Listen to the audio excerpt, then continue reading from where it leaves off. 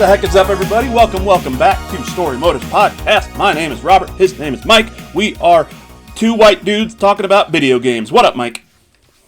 Howdy, fellow white man. Yeah, well, maybe we shouldn't go down that fucking rabbit hole. No, let's not do that. What's up, Robert? How you been? I'm good, Mikey. How you doing?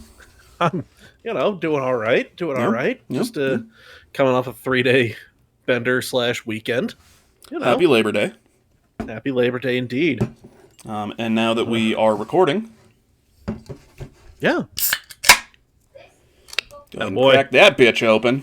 Another Kona Big Wave. These are $3 at the gas station, and I like them very much. So yeah, tell me again what you did for Labor Day. Just 3 days off.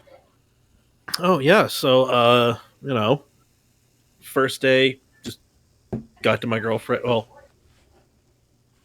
had to go to her friend's house and hang out there for a little bit, which was super awkward. Fair. Fair. As it always is. Then after that, I proceeded to smash beers and smoke drugs, then fell asleep. And then Saturday, ran some errands, got some quality deals over at the Costco. Did you get a hot dog and a Coke? Oh, yeah. Good. Oh, yeah. That's how we started the trip, baby. Yeah, we would have ended this podcast forever if you said no. So, oh, no. The threat to get a chicken bake on the way out was very real and almost happened. Would not have blamed you. Nope. But, ran some errands, got some stuff done, and then we decided we wanted to do something for dinner. Sushi sounded good. There is an all-you-can-eat sushi place down the road from her house. So, what did we do? Violently high and went and ate way too much sushi. I mean, all you could eat? It was all we could eat and then some. Yeah. You know what I don't get about sushi places like that? What? Every single one of them has a sign that says, sushi, all sushi, 50% off all the time. Yeah, a lot of those places are, it's like, it doesn't make sense. So if it's 50% off all the time, isn't that just the price? Yeah. Like, I was born at night, but not last night. Yeah, like... I'm not that dumb. It's like, oh, it's 50% I'm pretty off. dumb, but Is I'm not it, that though? dumb. Like... Yeah, right? Just be like, hey, it's cheap sushi. You know what? You're getting what you pay for here, okay? You're going to a sushi restaurant in fucking Utah. Like, yeah, you get what you pay for. For real. Anyway, did that Sunday, woke up, consumed a mass amount of caffeine and other stimulants. As you do. Went to the gym. Scared the hose, as is the parlance of our time. Went to the store to get paper towels. $80 later, walked out of there with paper towels and a whole bunch of other shit. And proceeded to get violently inebriated as soon as I got home. Then Monday, slept till noon.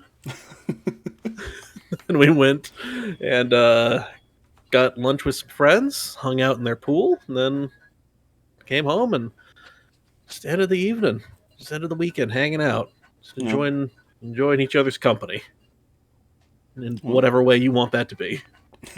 Let your mind run wild. I don't give a shit. I just realized now, with my hat backwards and my beard the way it is, I look like an Amish rapper. And I don't know why. I just feel like I do. Big ups to Weird Al. Little Malachi over there. You had a good weekend. Did you play any games at all? Doesn't sound like you did. Played a little bit of Bloodborne. Okay. Tried to scratch that From Software itch. It definitely scratched a certain itch in me getting violently rocked with little or no direction. So that was rad. So it definitely did scratch that From Software itch. Yeah, that's true. Can't played argue some with Grand that. Theft. Yeah, played some GTA 5. Just ran around, did stuff, robbed a gas station, just showing the girlfriend things. So explained to her the Baldur's Gate 3 character creation, and now she really wants to see me create a character. So, I mean, Baldur's Gate has just a fucking real dope character creation. It's amazing. I love it. Like, even just making the character what it looks like, but then the whole going into and, like, picking your classes and everything. It took me a long fucking time to make something. Because I had to look up shit, because I'm not a D&D guy. But, yeah. Just a whole bunch of options. It's so fucking good. I do love that I recreated my longtime character, Carl Cinderhand. Actually, it's a little different. Yeah. In my campaigns, Carl is a basic bitch human fighter. Forgive me for being predictable. But in Baldur's Gate, he is a red chromatic dragonborn. So that's fun. Just a giant lizard dude. I've created a character for one real life D&D game. Mm-hmm. And I made a dragon. Yeah. Because I was told that I could make a dragon. And I was like, fuck yeah, I'm going to be a dragon. And they're like, what class do you want to be?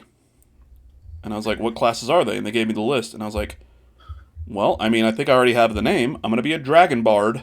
And I was just a fucking dragon rolling around with the loot. Attaboy. I had no idea what the fuck I was doing.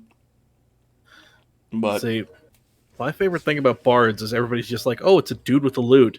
Bards can be any form of entertainer. So I've thought of the most cursed possible bard that you could be running around.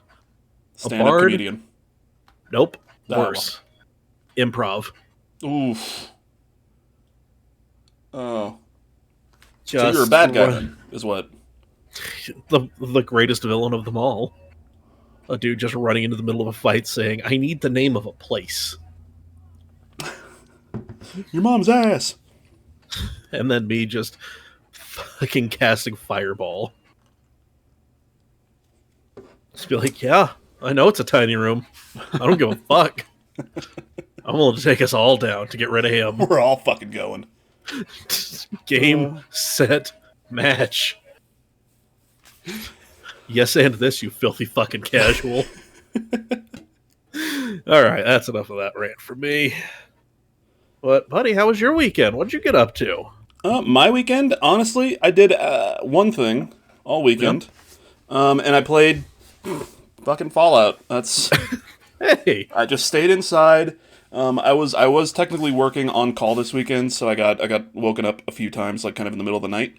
Just from some of our people overseas. You know, it's fine. Whatever. I get paid for it. Yeah. It's not a big deal. It's fine. Yeah. So I didn't go to the RSL match because I was just a bit tired. And my spouse also worked and got home from work at the time we would have normally left for the match. So we were both just like, no, we're just gonna hang out at home. Good call. But yeah, I just played fucking Fallout London all goddamn weekend. Did some laundry, did some, cleaning around the house and stuff. But, yeah, put just a lot of time into that. Actually started to do missions, which is cool. I tried to mod it a little more. And, well, I say mod it. It's a mod, but like... Yeah, I was about to say. Yeah, I tried to install like some... Because they put out an update for it and everything, so I was trying to figure that shit out. But with the version that I have, it's just dumb as fuck. And I can't figure it out, so I'm still on like the original version of it without any of the fixes. Oof. Yeah. Which for the most part it's fine. There were a couple things that I've had to use console commands for a few things just to kind of get like through a door because whatever was supposed to trigger it that I didn't trigger it. So I'm like, well, you know what? Fucking door open. Bah. Yeah. Or turn off collision and let me just walk through the door because it's supposed to be unlocked right now anyway. So. Yeah. But, that was honestly my entire weekend was playing Fallout London, which hell yeah led me to what we're going to kick it to right about now. Oh. Yeah. So yesterday, on Labor Day, I got to sit down with the wonderful, extremely talented, extremely nice Letitia Lemon, who is actually a voice actor who voices many characters in this Fallout London mod. She's also done voices and done a lot of other other projects, not just Fallout, but definitely a lot of Fallout projects, podcasts, things of that nature. Nice. Unfortunately, Mike wasn't able to join us. You heard what I was doing. Exactly, and it was time differences. It was a bit earlier in the day, so I'm not even sure if he was awake by the time we were If it talking. was before noon Mountain Time, no. We were finished by then, and I was already back in Fallout London. So yeah, there was no way in hell I was Yeah. joining in on this. Nope. So, but yeah, I spoke with Letitia for, we were just talking about kind of her career in voice acting and how she got into all of this and how she got into the Fallout London mod, her history with Fallout, kind of everything. So, Nice. Mike, what do you say we kick it over there and then we'll see the kids afterwards? Let's do it. All right. So here is my interview with Letitia Lemon talking about her work and her career in voice acting and Fallout London. And welcome back in, everybody, or welcome not back in, forward in, because I told you that we're coming into the. Hey, everybody, I'm here with our good friend, a very special guest, Letitia Lemon. Do you want to go ahead and introduce yourself? Hello. Yeah, I am Letitia Lemon. That is my real name, by the way. People think it's a stage name. It's not. And I am a prolific actor and voice actor. I've done voice acting for over 15 Fallout-related mods and audio dramas and stuff. And yeah, I just live and breathe that franchise. So you've Well, heard me in a lot of Fallout things. well, I'm glad that we have you here because if anybody has been watching our podcast since the beginning, you know that we are giant Fallout nerds. We've done multiple episodes on just Fallout stuff, including a whole series about the show, just going over every episode and geeking out over everything. So you are in the right place to talk Fallout. And thank you so much for joining us. As you can see, it is just me today. Mike could not join us. We are recording this at about 10 a.m. on a Monday morning on Labor Day, and Mike is, I don't know, he's probably asleep, or he's in the midst of a hot dog eating contest that he's surely going to win. So I'm just guessing, throwing that out there, ballpark. So Letitia, how are you doing today? We talked a little bit off camera, but it is 5 o'clock in the afternoon for you. That is so late. You're in the future. Do we have robots yet? I am. We don't have robots yet. I'm sorry good. to report. It's probably good. But yeah, thank you so much for inviting me. I really do appreciate it. Like, I love just talking about nerdy stuff in general, especially when it comes to Fallout and just things that I'm in as well. Like, it's nice to talk about things with people that are playing or watching or listening instead of, with the crew and the cast. It has a completely different tone when you're talking professionally than when you're Yep. talking casually. So it's always exciting to be invited to stuff like this. So I really do appreciate it. Yeah, not a So yeah, problem. thank you. And I mean, our listeners they might even be sick of me talking about this mod by now. I because it kind of dropped suddenly. I know that was supposed to drop a few months ago, and then Bethesda said, "Hey, here's a next gen Fallout 4 that breaks mods. Have fun." Yep. Then they had to kind of push everything back, and then I swear, at least for me, it was just, "Oh, by the way, tomorrow Fallout London's coming out," and we're just like, "What? Oh, hold on, what? I didn't plan for this. I have to do my hair. What is going on?" And then following the steps to get it installed for myself, at least, because I play it through Steam on a Steam Deck, so it was a lot of extra steps for me. But I've put so much time into this mod. Have you been able to really deep dive into playing it? So I've played a little bit of it, but I haven't been able to dedicate the time to actually finishing the main story at the moment. Because one, ADHD brain goes burr and I get distracted by every single thing in there. And two, just because I am so busy at the moment that I don't even know whether I'm like coming or going to places. But when I can, I try to sneak in a little bit of time just to walk through London without all the other annoying actual people there. Because yay, post-apocalypse, woo! Yay! Everything is much easier to get through, except for Westminster on my Steam Deck. That just, there's a lot of people there, and they're all just jerks. Yeah, that's You like know? Westminster IRL. Yeah, fair enough. Fair enough. Yeah, I mean, I say I've played a ton of it. I think my save file is over 5 days. Oh wow. I've done 7 main quest missions. I think.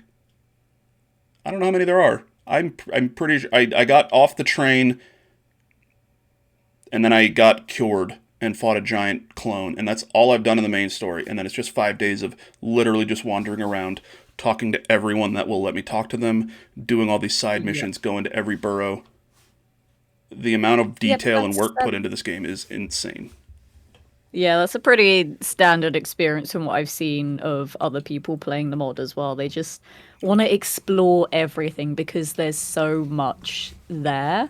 And like especially for people from London, like it's just so nice to see such an accurate recreation of the city. Like obviously it's a lot smaller scale, like, you know, we can't do London one to one because pretty big.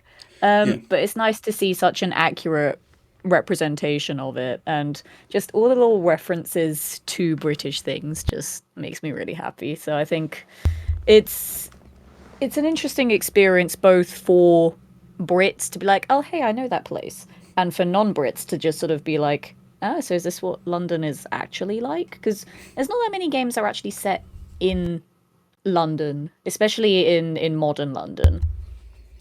The Most only games the one that are I set are think like of when I was playing old London. Westminster specifically was Watch Dogs Legion. I don't know if you Yeah. played that one too much. Yeah, and I just remember going to I was at New Scotland Yard in Westminster the other Mm, yeah. in London. And I was like, this looks way different in Legion, but they also don't have ghouls, so Yeah, true. you know. Because like most other games that are set in London really like the sort of historic side of London. So it's like all ye old stuff and not particularly, you know, relevant to current London. And even with Watch Dogs Legion, there's obviously a lot of differences there Oh because yeah, we're yeah. not, you know, futuristic and high tech as that at the moment. But maybe I one mean, day. we could be, if we all applied ourselves. I think one of the gentry in Westminster said people just have a bad attitude, and that's why they're not getting ahead. You know. Correct. So One of my characters says that as well. so I need to be completely honest. Like I said, I've played a ton. I think I've only run into one of your characters. Do you want to go ahead and list? Actually, probably. I mean, technically two. Do you want to? Can you go ahead and list who you voice in this mod? Sure. So basically, everyone who has played at least a tutorial has definitely heard my voice already, because I do the computer voice in the lab where you escape from right at the start. That computer voice is also heard a little bit later on in the main story as well. But no one knows that's me, so I want to get recognized for being computer voice. So that's the very first instance that you'll hear one of my So characters. in the Um, tutorial in the lab, you are the computer voice. yes. So It's a very important role and it should be acknowledged. so if I get this, if I have this correct, you are in a scene with two former doctors. No, so it's just after that. Okay. Well, I mean, it's the same, kind of It's same technically the area same scene, ish. but You they're know, already dead by that point. aren't we all? Yeah, But yeah, technicalities. I'm just gonna say I was in a scene with two former Doctor Who actors. there we go. It Perfect. counts. Yeah, put that on a CV. Exactly. Yeah. And then I'm trying to list my characters in order that they appear, but some of them can appear depending on like how you go about exploring things. So it's not really a chronological order of finding them, just that's the first one. I do voice one of the Thames folk. We tend to find that a lot of people go to Thames Haven like first, Yeah. or like really early on. So right at the start of Thames Haven, there's a person called Angela Clarkson. So I voice her, but she's one of those characters that like you can only speak to her if you initiate a quest. Other than that, she's just silent and doesn't want to speak to you. So Yeah. it's a little bit awkward when I see people like walk past her all the time, and I'm like, oh, they haven't done the quest, so she's just gonna ignore them. So it's awkward because a lot of people have found her, they just have not spoken to her. But I'm like, that's me. I'm her. I'm doing like the Leonardo DiCaprio pointing meme when I see people walk past her. I also voice a couple of gentry characters, so they're really like posh, fancy people. So I voice Ms. Woodcock, who is a secretary, who is part of the main story. Actually, you will encounter her at some point. Okay.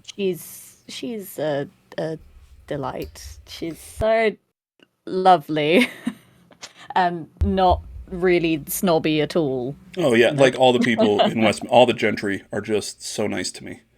Exactly, Just they're lovely. pointing out when I smell, making sure I know I don't have any interviews or appointments coming up. Just so nice. I also voice one of the Jack Tar characters. Like, I love them. They're just like British pirates, and it's great. Because I love pirates in general. I love their aesthetic. I just love the thought of being on a ship and sailing the seas. Like, it's really cool. So I voice a Jack Tar called Jacqueline Suckling. She's got a very colourful vocabulary. Now, As do a lot of characters in that mod. So when I saw my dialogue for her, I was like, ooh, I get to have fun with this one. But now I've not the seen that only many Jack people Tar find her that yet. I've run into are just the ones that shoot me. Yeah, so I've not seen anyone like find her yet. I've seen Okay. people be in very Jack Tar heavy areas Oh, yeah. of the map, but I'm gonna be 100% honest. I don't know exactly where to find her. I know roughly where she is, but I don't know the exact steps to find her. Because I've killed But hundreds of those people, she's and none of them had names. Yeah, I think she's the only character of mine that I don't actually know how to find her. Okay. All of the others I have a rough idea, Yeah. but she's the only one that I'm like, I know the rough area, but I don't know the specifics. Okay. I also voice a couple of other characters. I voice Baroness Brenda Beaumont. Great name. She's someone I've only seen a couple of people find so far. She's lovely. And I also voice this might be a little bit of a spoiler for stuff, but I voice Queen Victoria II. Yeah. So, fun fact about her character. I was initially going to voice Queen Elizabeth II, but then, things happened in 2022 and couldn't put her in the mod anymore. Yeah. Then it's just not lore accurate. Yeah, so Right. We have a different queen. Yeah. And she is still me because I'm a queen. Yeah. I loved getting to voice her. Like I never thought I'd voice a character like that, but Yeah. she was fun. And now is she? And I'm assuming I might speak to her maybe in the main quest at some point. I have a feeling that a Queen Victoria, post-apocalyptic, she's been the queen for 200 years, might have a very stereotypical, British way of being kind of a what's the word? Asshole, if that makes sense. Yeah, I just play all the asshole characters. Yeah. That's how it works. Like just the idea that some people like in America be like, oh yeah, if you go there, they're all just snobby. And I feel like a queen who's been a queen for 200 years is going to be at the height of that. But maybe I'm wrong. We'll see. You will find out when you get to encounter her. That's all I'm saying there, because she's a fun one. I like her. Yeah, I've It's also obviously funny heard your voice. Oh, go ahead. It's funny because when I first got to see her character, she looked so different to how she looks now, and I love how she looks now. She looks amazing. Mm-hmm. Yeah, and I think you posted on your Twitter kind of a screen grab of you with who you play.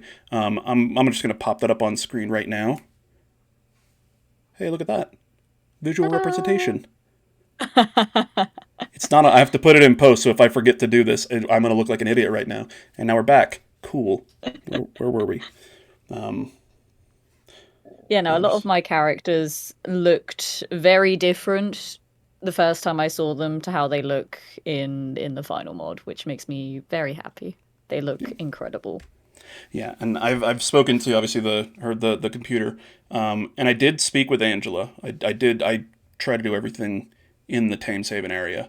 Kind of any area I went into, I would go into a new burrow, talk to whoever's there, and just follow that whole quest line until it's done, and then leave and go somewhere else. So Yeah, that's how I play every new RPG. I just walk up to every single person and I'm like, you, give me a quest. yeah, And I just collect all of the quests. There was a point where on my first playthrough of Skyrim, I think I had about 40 quests at the same time, yeah, that's which was quite funny. any Bethesda RPG for me. Yeah. Fallout, And Starfield, anything. Yeah. yep, and me being the psychopath that I am, I was like, how funny would it be if I had all of these quests active at the same time and make my map look hideous? That's that It was ADHD so brain, fun. right? That's hey, someone over here. Cool, let's do this. I did it deliberately to annoy every single person in my Twitch chat. It was Yeah. great. Yeah, and you do stream, and we'll have links to kind of all your socials there. But how? I mean, what is your kind of streaming like? Do you like to do? Because I've seen some people who do voice acting, and then when they do streams, they kind of do different voices for characters. Obviously, a lot of Bethesda stuff is voice acted, but do you kind of jump into that, or are you just almost pure gameplay? So with my streaming, I've been streaming for about 6.5 years, like on and off. Like there have been times where I've had to go away and like perform in a show for several months, so I'm not at home, or like I go work in a different country, so I literally can't. I've been on and off for about 6 years, and the way that I stream has not really changed that much. Like it's gotten more, I was going to say professional, but that's a joke. It's cleaner than it was, I'll say. Okay. Because yeah, when I first started out, I was just like, this is video game. This is person playing video game. The, it's just The bare basics. basics. Yeah. Yeah. But like now, when I stream, I don't admittedly stream as much as I used to anymore because, COVID isn't as big of a thing. And I have so much other work that I don't really have time. But Responsibilities. It's gross. I yeah, know. being Terrible. an adult, it's Ugh. lame. Um, but when I stream now, it has a mix of obviously like the gameplay and me talking about stuff, but I am very more open to talking about working in the industry. Because like when I first started out with streaming, I hadn't really done much voice acting at that point, so I would just be talking about the games that I was playing. But now when people ask for like, some voice acting advice, I'm like, yeah, I got you. Or like even just streaming advice. Like I don't think I'm qualified to give streaming advice, but it's nice when people ask. It's nice to be looked up to in a way that people are like, I want this person's opinion. This person can help me with stuff. So that's really nice. But yeah, with regards to voice acting while streaming, I try not to for a couple of reasons. One, because I stream in the evenings and I don't want to wake up people if I do really eccentric voices at like 11 o'clock at night. My neighbor on the other side of my wall has a young child and I will probably be executed if I wake that child up. I also don't because I want to save my voice because like voice acting is essentially vocal gymnastics. You're using a lot of muscles in particular ways to create those voices. So when I stream, I just mostly talk in my normal voice. Like sometimes I will do a silly little voice occasionally, but I try to avoid doing it too much.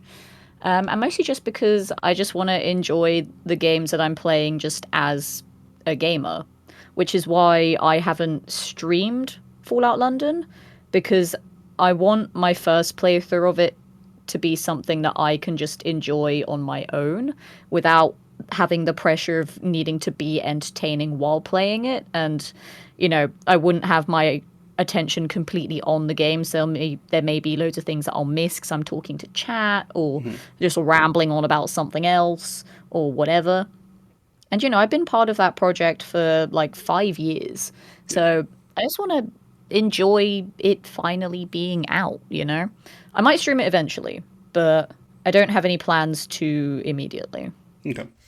Yeah, I mean, and yeah, like you said, this thing has been they've been working on it for I think what did I read? They started working on it in 2019 or 2018. So And 2018 was when it first started yeah. development. And then I joined the team pretty much 5 years ago, roughly to this month, I think. Okay.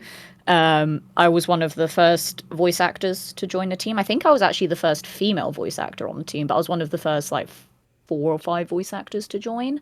And I started off doing the update videos for their YouTube channel because they just wanted one of the voice actors to do all of that voiceover because they thought it would make more sense. Yeah. And they just really liked my natural speaking voice, which hello, hi, this is my natural voice, obviously. So they were like, yeah, we want you to do all these videos and stuff, and I was like, okay, why Yeah. not? I could do that. Gives me something to do to be involved in the project while it's still in development.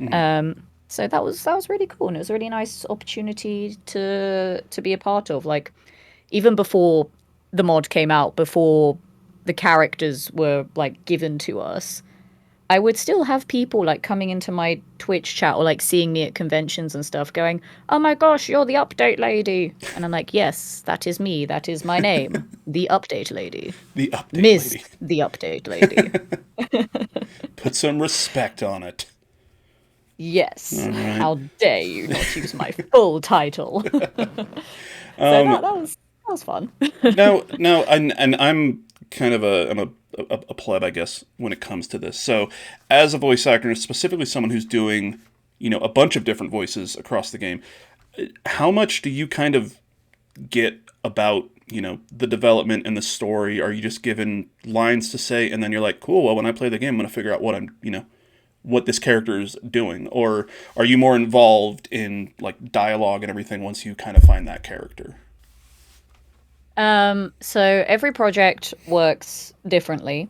It also depends on like what the project is, because like all video games will work differently to audio dramas, which will work differently to cartoons, which will work differently to anime, which will work differently to commercials, etc., etc.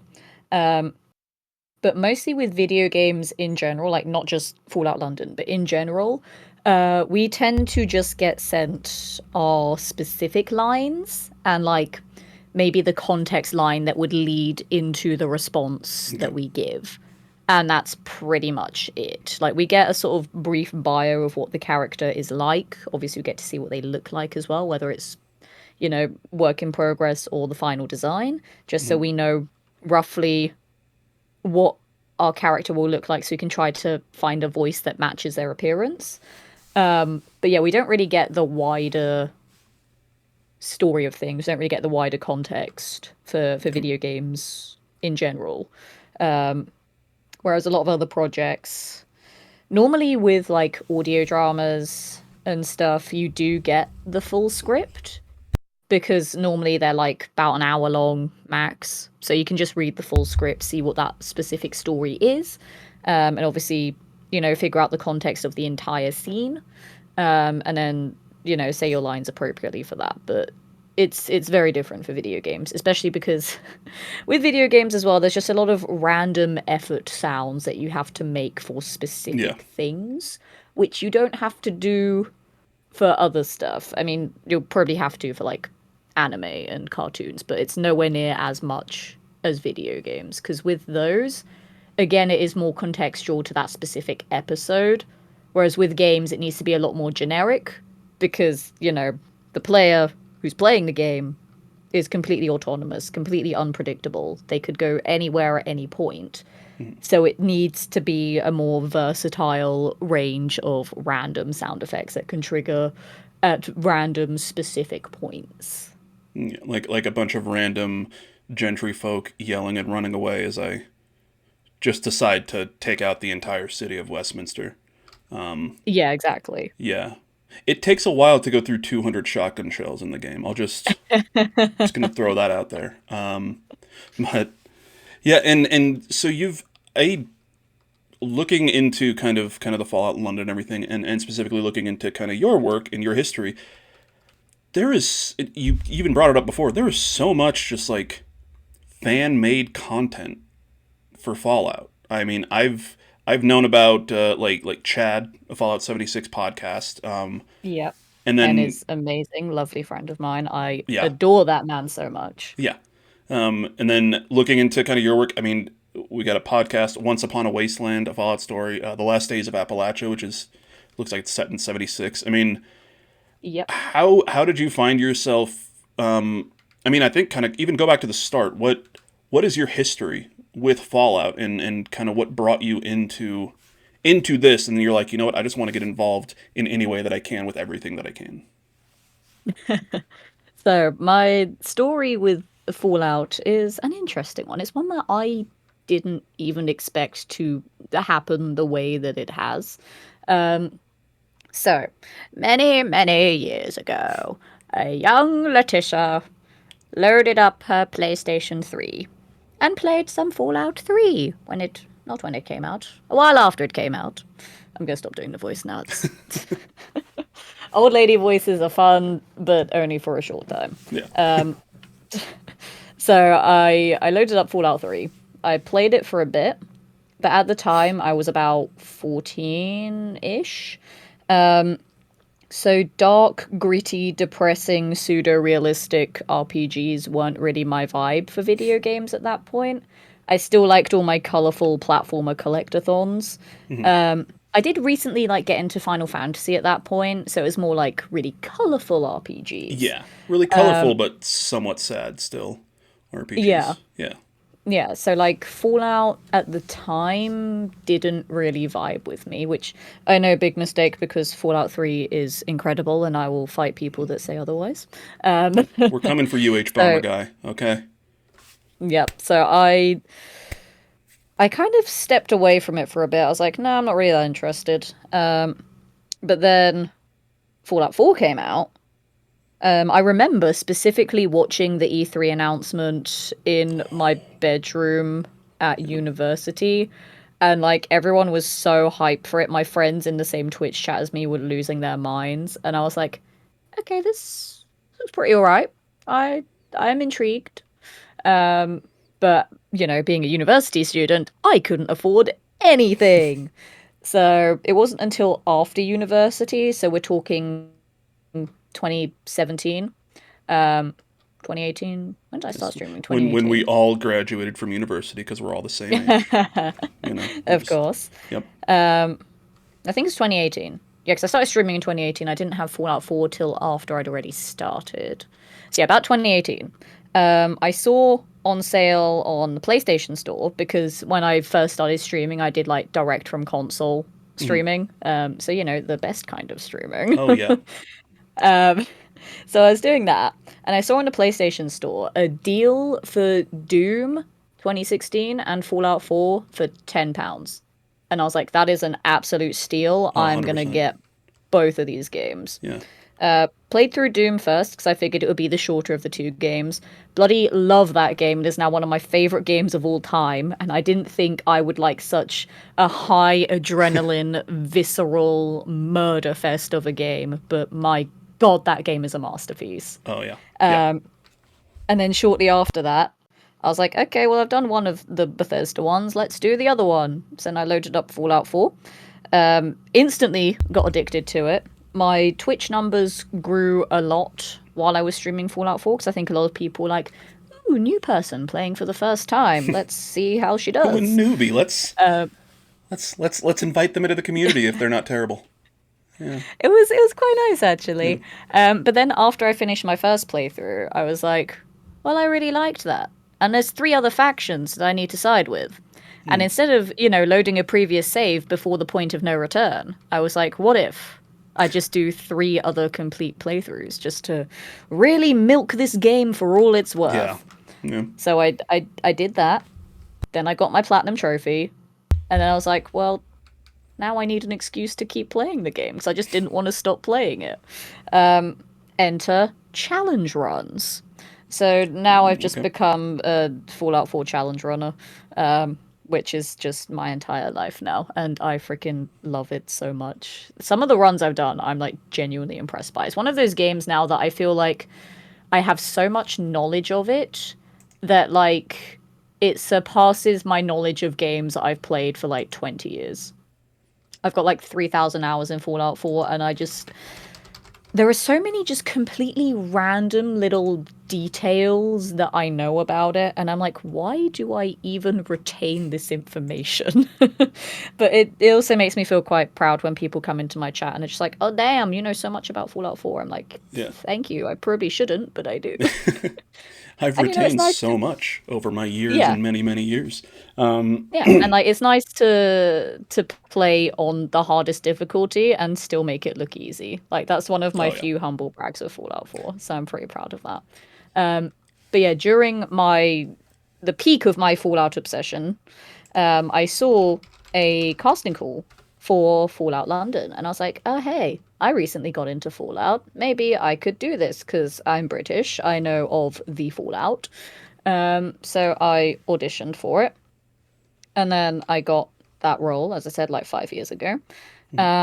So while a lot of that stuff was happening behind the scenes, I just see like other Fallout projects, like casting calls for them. So I'd start applying for those.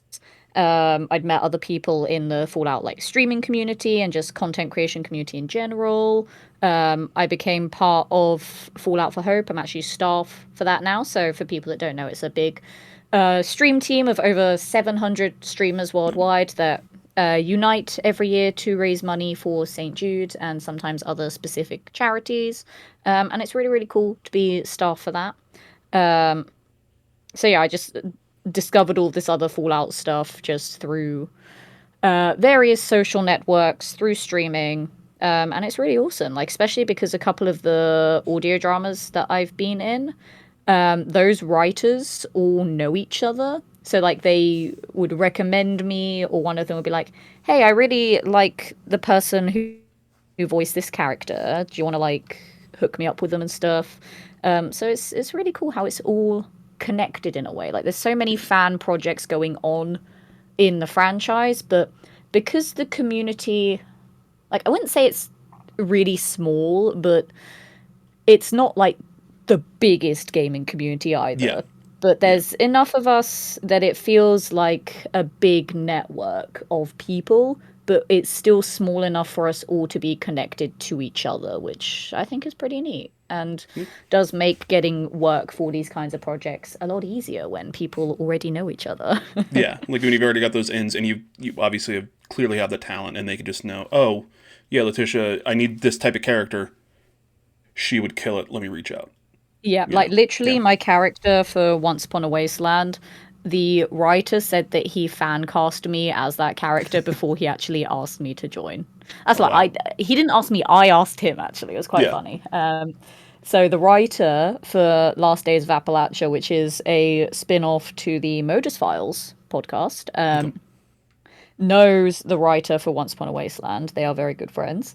So the Once Upon a Wasteland writer heard me in Last Days of Appalachia. And I didn't know that. So I saw the Once Upon a Wasteland Twitter account open up. The writer for Modus Files retweeted a post from it. So I was like, okay, interesting, new thing, I want in. So I asked them, I was like, hey, so I'm a voice actor, can I audition? And then he was like, oh, actually, I was gonna ask you to audition because I know the other writer. And then, like, literally 2 days later, the writer for Last Days of Appalachia, who didn't know that we'd already been speaking, was like, hey, my friend's doing a new podcast. Do you want in? And I was like, oh, I'm already speaking to them. Yeah. It was a great series of coincidences that happened there. But it was very humbling because I think that's the first time that someone's told me that they've, like, fan cast me in their project. So that was really nice. And, yeah, Once Upon a Wasteland now has done 3 seasons. We're currently working on a spin-off season, and earlier this year I was actually nominated for Best Voice Actress at the Miami Web Fest Awards for my portrayal of Beth in that show, which is Oh, pretty wow. awesome. That's, yeah, I mean, the IMDb page for you doesn't have that listed. So that's, you know, but Yeah, yeah, my that is, IMDb is actually the worst source yeah, of information about my acting career. It's terrible for anyone that is an actor. You know the pain of IMDb. For people that aren't actors, IMDb is really annoying. yeah.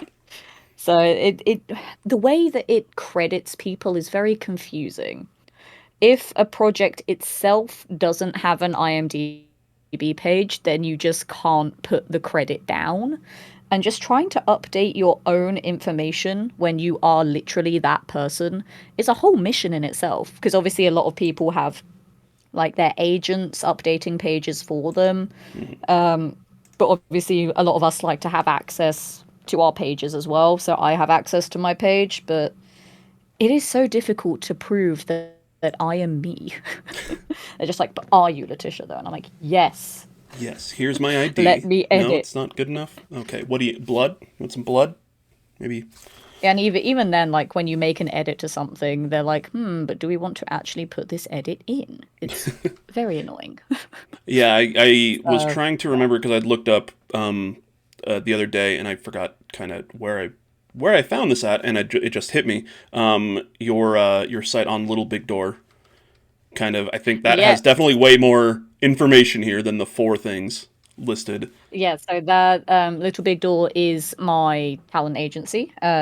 I do lots of stuff with them, so not just a voiceover.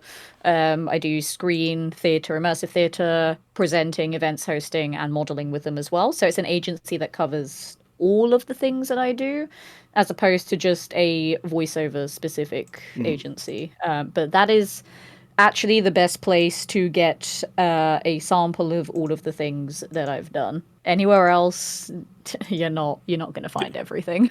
Yeah, screw IMDb. All right, IMDb you can go to hell. IMDb It's or it's very tricky to just get update. I don't things know. on Yeah. there. Yeah, So yeah, I it's the mean, same with looking. Spotlight as well, which is a big casting agency in Yeah. the UK. It's like if you're a British actor and you're not on Spotlight, then do you even exist? That one's not the best at updating things Yeah. either, but it's better than IMDb at least. I mean, I use IMDb anytime I watch any movie or TV show. I'm just like, let's see the stupid back behind the scenes details. Oh, do you know that this person was arrested for stealing from catering? It's like that doesn't help the movie, but just dumb facts. So yeah, and I mean, I think one follow up that I have to your kind of history with Fallout. Did you ever go back and play Fallout 3? I have gone back and played it since then, Okay. and I just am like, damn, Teen Letitia was an idiot. This is a good game. I like it. Yeah. Like, I really like the story of Fallout 3, and I really like the vibes of it. I know a Yeah. lot of people are like, oh, New Vegas better, Fallout 3 trash, blah blah blah blah blah. Yeah. Like, yeah, okay, whatever. You can have your opinions, but I'm still allowed to like Fallout 3, Yeah. and I do. I mean, and as long as we're all liking Fallout, that's the important thing. You Exactly. know. Like, there are pros and cons to every Fallout, you know. Except for And like I 76, know, it's perfect. yeah, 76 has gone through the ringer a lot, but I do love that game. Yeah. It's very fun. Oh, I think yeah, I think just below camera level is my Fallout 76 big stupid collector's edition with the dumb helmet. And oh my, Nice. I love 76. Yeah. It's Great it's game. a very good Yeah. game. It really is. And like it's changed so much since it came out. And I think that's for me. You know, like I said, I've heard of like Chad, a Fallout 76 podcast, and I think it feels like 76 is very kind of role play friendly. Obviously, with it being the MMO type deal, the multiplayer thing. But like you said, you've done a couple of projects. Oh, I just had the name on my screen and now it's gone. Last Days of Appalachia, and then there's a Chad one. So with 76 and like kind of with that, do you kind of find yourself role playing in those games? Do you play much 76? Have you played much 76? So I do have about 2,000 hours in 76 on PlayStation, and I've got another like several hundred on PC. But gonna be honest, my PC account for 76 is mostly just for like collaborating with other streamers on PC. I don't really play that one casually off stream. PlayStation's the one where it's at because that's the one that has my first membership on it. So got to spend those atoms. Yeah. Yeah. I don't really role play too much in it. Like, I have a backstory for my character that explains her existence, but normally when I just play the game, I just play it how I would play it, like if I was in that character's position. Like, that's how I actually did my first playthrough of Fallout 4, because I made my character me, without sounding too vain, in every game that has a character customization, my first character is always me, because then I would just play the game how I would respond if I was in that specific situation. And then it sort of spawned this whole trend of every Fallout 4 character that I've played since then having a first and last name that start with the same letter, and their last name being a fruit. Just because that's how my name is. So I'm like, even though they're going to look completely different, their build is going to be completely different, they're going to have different factions that they're allied with, they are still all linked together in some way. But I don't really role play too much in that regard. Okay. And then But I have been involved with some roleplay stuff though. There's a big roleplay group for Fallout 76 called Fallout 50. I have done a couple of things with them for voiceover stuff, and I did actually get to roleplay that character in one of the quests that they did in the game, because they essentially designed their own quests that role players can go and do. So I got to actually do the quest that I provided voiceover for, which was pretty fun. oh crap! Oh, that's crazy. Yeah, I see Fallout 50 listed here, and once again, there's just so much in here that so much fan made great content that if you are a Fallout fan, and especially if you dig Fallout London, you have a massive rabbit hole that you can dive into. And we also have looks like Frontier Stories from Starfield. So are you also big into Starfield, or are you a fan of that one? So I played a little bit of Starfield, but Starfield doesn't like my PC, so Oh, fair I'm enough. very limited on how much Yeah. of it I can play. Yeah. But I really liked the premise of it because I love space stuff. I'm a massive space nerd. Like I am addicted to Star Trek. So I think space is cool. So I was so up for Bethesda in space. But yeah, that show, Frontier Stories from Starfield, is actually really fun. I loved the character that I voice in that show. She's incredible, and just the script for that episode that I was in is probably one of my favorite scripts I've ever read. Just the characters, the chemistry between them, the world building, the lore. Like, it was an amazing story, and I really liked that. It was pretty cool. Awesome. Yeah, I'm gonna look up quite a few of these and listen to them. So kind of back to Fallout London. I know you mentioned earlier being someone who lives there, being a Brit and walking around, seeing all these different, kind of, I would guess you'd call them Easter eggs almost. Do you have any that stuck out to you as you've been playing the game, or as you were recording stuff, or anything that you've seen that you just were like, oh, that's perfect. I mean, as the big sci-fi person that I am, obviously I love the Doctor Who Easter eggs in there, like with the TARDISes and the two doctors that were voice actors in it as well. So that's pretty cool. One of the most random ones that I love so much is that we have a supermarket here called Tesco's. In Fallout London, we have Fesco's. And it makes me so happy just seeing good old Fesco's. I'm like, oh yeah, I'll go get a meal deal from there. Good It'll old be Fesco's great. with the horse meat that is labeled as horse meat. Yep. Yep. Um, Because that was a whole thing. yep. And just like, yeah, seeing some of the like food and drinks, I'm just like, oh, takes me back. Yeah. Like pink wafers and good old Eton mess. and the Iron Brew, which I know is technically Scottish, but I don't care. We have it in England. Look, I don't actually like Iron Brew as a drink, what? but I just like seeing the reference to it. When I first saw that Iron Brew, I just lit up because I love Iron Brew and it's very hard to get over here. I used to have a place where I could get it regularly and they just stopped getting it. So I can't get Iron Brew all that much. I'm not but a big fan of it. I don't know what it is about it. Just yeah, there's other drinks that I prefer. that's fair. Like Nuka-Cola, you know. Yes, exactly. You know. Gotta have that irradiated soda. Yum yum. I It did just actually try the Nuka Victory at the Fallout show premiere, and that is so nice. It is the so delicious. the Jones soda one. Yes. This one. Yeah. Yeah, It's I need so to clean out good. this bottle, but yeah, we talked about that on an episode here, and we mixed some other things into it after we had a bit, and it packed a punch.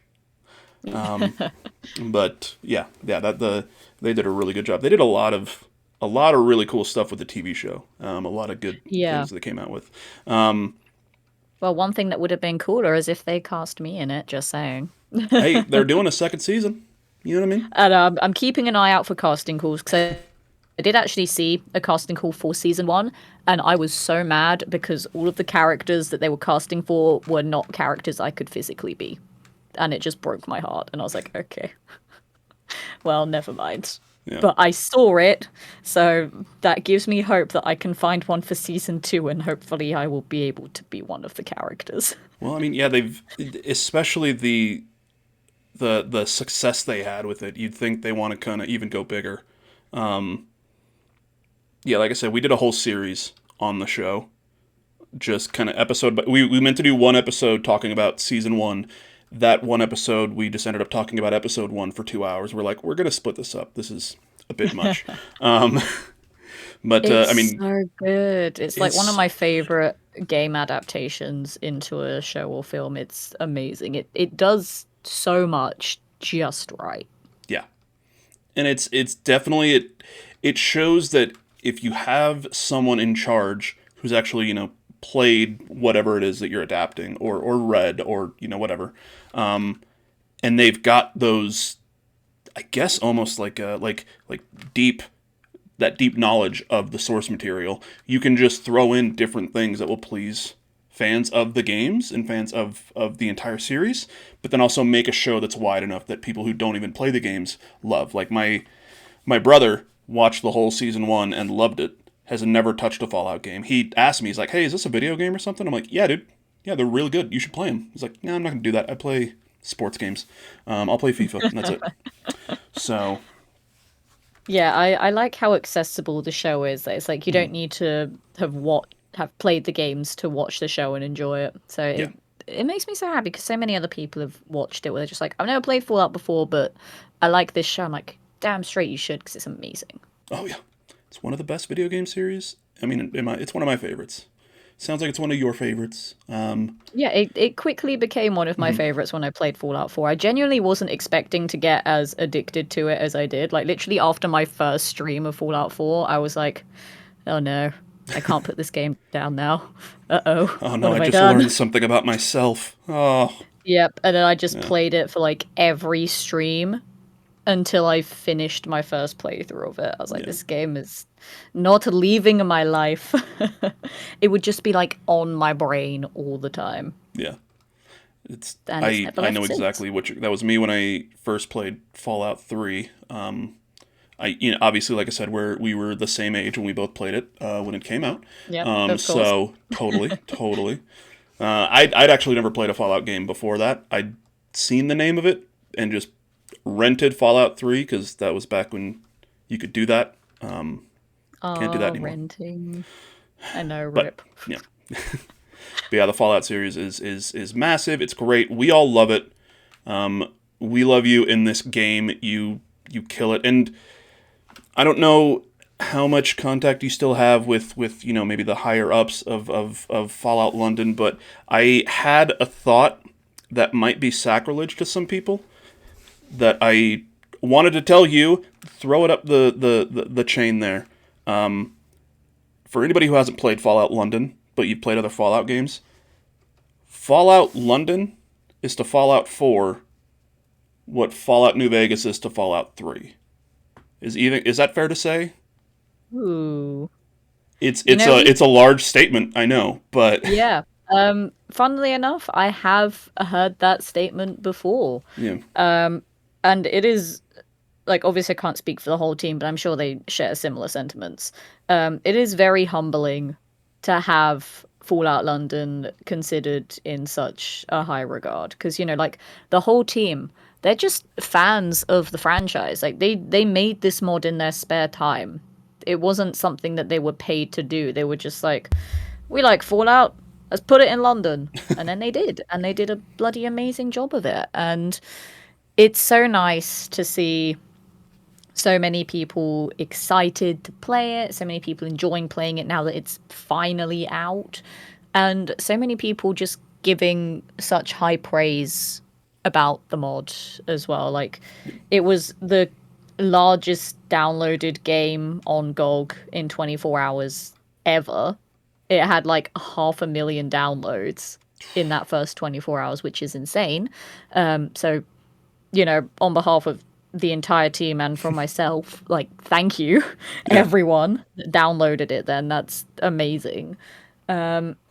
And yeah, it's a really special experience. Like, a lot of the projects I've been in, obviously I love them dearly, but because I've been a part of Fallout London for this long, and while I'm only a very small cog in the giant machine that is the entire team, it's a very special project to me, and it means a lot to see so many people enjoying it as much as they are.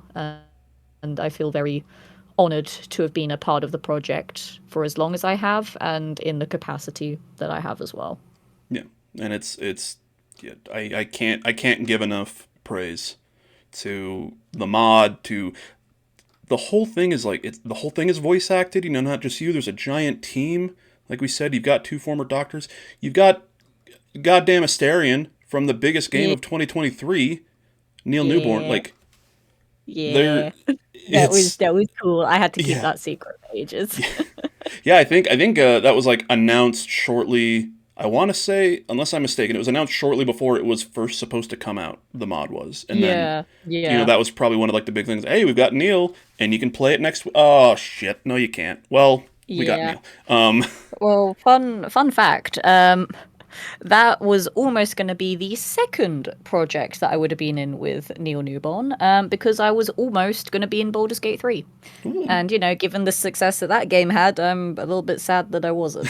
But, it's still an amazing game, and I love it so much. But I'm also like, but I could have been in it too. I could have done it. I could have been Shadowheart. I could have been. Well, Letitia, thank you so much. Like I said, we're going to post your links in the descriptions below. But before we get out of here, before I let you go to I guess, bed, because it's nighttime now in the future. I need to have dinner in the future. My stomach's grumbling. Yeah, I gotta have breakfast. You have breakfast, and I'll have dinner. There we go.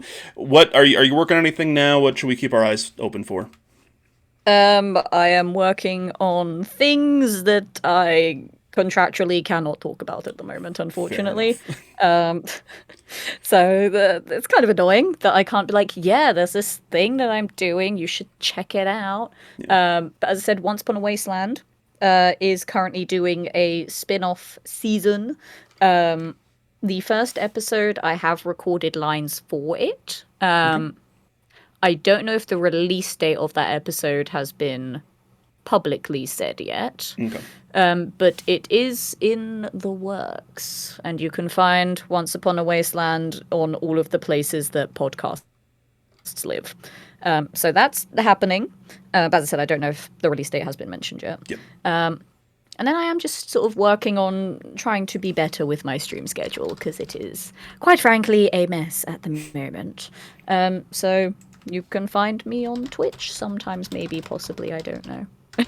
And yeah, we'll have that link as well. I'm doing a quick Twitter search for Once Upon a Wasteland to see if they posted a release date. Yeah, I can't remember if it's been publicly announced yet, because Yeah. I know when it's going to release, roughly, but I don't know if it's been publicly announced yet. But Yeah, and I wouldn't want you spin-off wouldn't season want you to get in trouble is or happening. anything.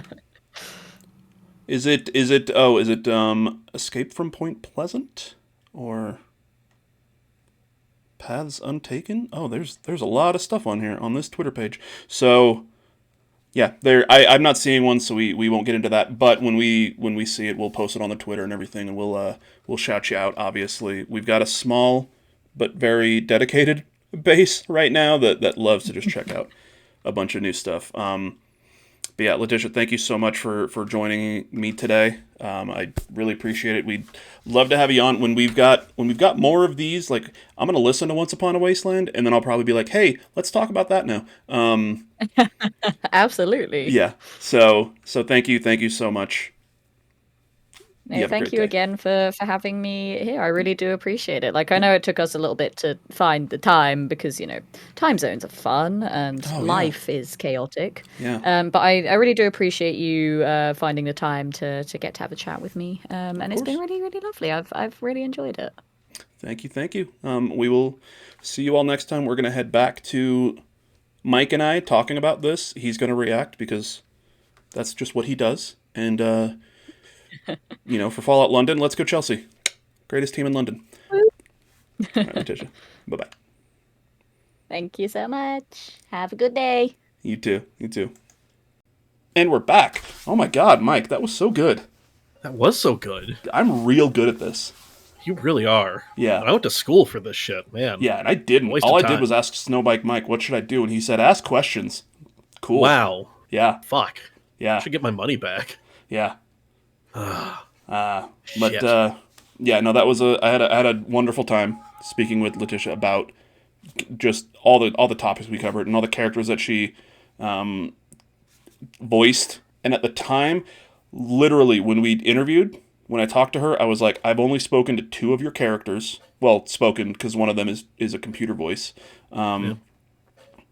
And then another character in Tameshaven who is a Thames person. They're instead of mutants in this game, they've got Thames people, which are essentially like fish people. I guess is the easiest way to put it. So yeah, it's a whole thing. They get into it in the game, but yeah, the Thames people are they're mutated humans that have gills and everything because they fell into or they were in the Thames River when the bombs dropped and stuff like that, and the Thames River is just completely polluted, and this is how it's mutating people. The creatures from Blackpool. Pretty much, yeah. Blackpool Lagoon. But yeah, I'd spoken with that character and then heard her voice through the computer. And then literally we finished the interview. I got everything squared away on my computer, went out to the living room, turned on Fallout London to just start playing it from where I'd last saved, walked into a building, spoke to somebody at a desk, and it was one of her characters. And I'm like, nice. if I would have done this 2 minutes before the interview, I would have been like, I've spoken to 3 of them, but yeah. There you are. Well, yeah, that was a great interview. I hope you all enjoyed that. Hawks did a bang-up job there, so thank you, buddy. Appreciate it. Mike is speaking as if he was able to watch it before this. He wasn't, because YouTube is dumb. Yeah. A little peek behind the curtain there. Yeah. But yeah, this great interview. And we did, as you could see, and I'm saying it again now, because I said it during the interview, and if I forget to do it twice, that's on me. I did throw a little screen up. She posted kind of all the characters that she voiced in a graphic, so that was during it. Really? Let's see here. I've got it pulled up here. Okay. And because I just want to cover it one more time because it's please. a good mix of characters. So yeah, Angela Clarkson, who is the Thames person, Miss Woodcock, who is the person that I spoke to right after the interview. Yeah. Baroness Brenda Beaumont, which is just a fucking phenomenal name. That is a great name. Jacqueline Suckling, who is a Jack Tar character who I didn't know that any of them had names. Oh, And she was not able, as you heard, she wasn't able to tell me. She's like, I'm not sure where this character is in the game. She's somewhere. around, I guess. And then, yeah, Queen Victoria II. Yeah. Apparently, as you heard Letitia say, she was voicing a different Queen of England when she first recorded the lines back in 2022, and then something happened. So they had to pivot to Victoria, which was just one of my favorite stories. Nice. Hell yeah. But yeah, I mean, I figure we can spend a little bit of time here. Just, I'm fucking enamored with this mod, Mike. You It's know so this, good. okay? Yeah. I've actually got. I'm gonna switch over real quick as we talk. So this is just one of my Twitch streams. I'm just gonna have up here. This is me talking to one of the factions. And I can't fast forward through this because the Twitch replay thing is ridiculous. I don't know why it's not letting me do anything. So we're going to enjoy this in real time together, folks. Yeah, so you know what I can do, though? Huh. We'll put this bitch in 2 times speed. There it is. Yeah, so it might get through this quicker. We can get to some action. I believe this is... Yeah, I believe this right now, what I'm playing to, leads up to me having to restart the game. not completely restart it, but just kill the game and then reboot it. Yeah. So, but hey, you know what so much happens? fun. It's a mod and it's on Steam Yeah. Deck. I don't have the most powerful machine. It's a mod playing it on a Steam Deck. It's a modified Bethesda game. Like, come on. Yeah. This is what you were expecting. So, Mike, I made a statement in that interview that since you weren't able to watch it beforehand, you didn't hear it. I was about to say, you probably said a lot of things in that interview. Yeah. But I made a statement that I said might be controversial. Yeah. But I stand by it, and I want to say it again for you. I want to say it again now, so I can get your reaction to it and see if you yell at me, or if you agree, or if you're just like, oh, we'll see. So I made an SAT question statement. All right. Okay. And I said, and I completely believe this, 100% believe this with my heart. Fallout London is to Fallout 4 what Fallout New Vegas was to Fallout 3. I mean... Okay, it's obviously not, an official title. It's not No. canon, if you want to get into all that. Obviously. Not arguing there. No. But in the sense that, I mean, Fallout 4 is delightful. But, yeah, man, no, I think... Like, in the same vein that Fallout 3 and Fallout New Vegas are related, but Fallout New Vegas has all of the problems of Fallout 3 taken care of, for the most part. I mean, I've played enough Fallout London to know that I do thoroughly enjoy it. Definitely more so than I did dragging a body around. Yeah, I was trying to drag him outside, but I realized that I was super, super far up in this building, so... yeah, I so you could just... whatever. Yeah. But, yeah, I mean, however much I do love traipsing around the Boston area, just kind of getting lost and confused, and now I understand how the residents of Southie feel, just confused and angry. Yeah, no, it seems like Fallout London still has some of the flaws, but also it's just better and different in that it's something that we haven't dealt with before. Yeah. And honestly, I'm finding it hard to go back and play through my vanilla Fallout 4 playthrough that I put a ton of hours into. Yeah. And really quick, I put this back to single speed because we're going to hit one of the things that is happening to me kind of... I'm not going to say quite a bit, but typically after I've been playing for a little while, and then I end up in an area that has a lot of stuff going on, whether it be rain or in the case of Westminster, just, people. There's just a shitload of people actually walking around, just NPCs, everything like that, where it'll pop up here fairly soon, where it just slows down to like a frame per second. Ooh, it just starts chugging. Yeah. Yeah, so Oh, there it is. here it is. Yeah. So in this situation, what I try to do is just I try to do a save, because if I can save, close, and come back to right here, it works. But sometimes it's just, So in this case, this was one of the worst cases of it, simply because I just did kind of that whole boss fight thing, and that was the last save that I had, so I had to reload and redo that fight. But yeah, I just wanted to, this is happening to me. I know it's happening to other people. It sucks, but once again, it's a mod. Yeah, exactly. And it's a fucking phenomenally well-made mod. Yeah, it's so good. But like my reason for saying that is not necessarily, it's, Fallout London is the better version of 4. Like a lot of people say that Fallout New Vegas is the better version of 3. Yeah, there's a lot of, like, you can tell it's definitely just like a re-skinned version of Fallout 4. But this is the only metaphor I can draw on is from my car guy experience. So, like, the Acura Integra was just literally a reskinned Civic, the Civic Coupe. They were fundamentally the same underneath, suspension, all that crap changed over.